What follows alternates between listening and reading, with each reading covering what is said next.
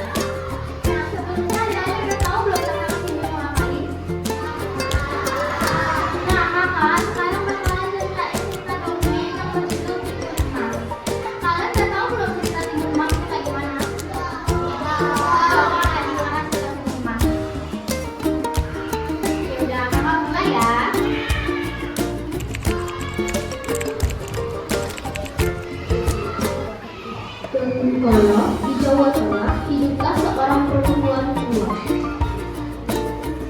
Pada suatu hari, janda itu minta bantuan pada seorang raksasa sakti yang sedang bertapa.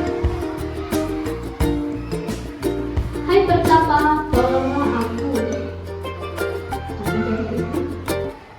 "Hidup ini rasanya sunyi bila tidak mempunyai awak."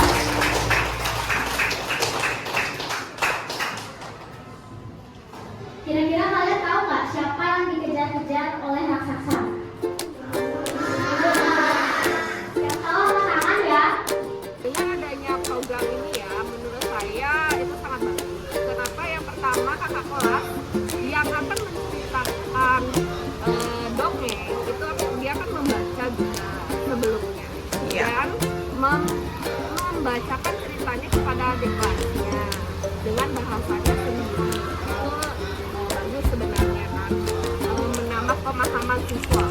Terus yang kedua itu siswa adik kelas yang dibacakan dongeng itu sangat antusias dia dengan cerita yang dibacakan oleh kakak kelasnya. Iya.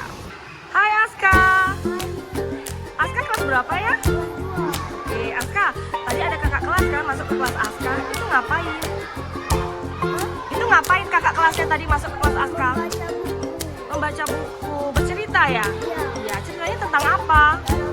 Oh, Danau Toba. Aska seneng nggak kakak kelasnya masuk? Oke, tadi menurut Aska tadi bagus nggak kakak kelasnya bercerita di kelas? Aska mau nggak kalau kakaknya datang lagi ke kelas? Mau, oke. Aska suka nggak baca cerita? Nanti mau nggak bercerita kayak kakak kelasnya? Oke, bagus. Terima kasih Aska.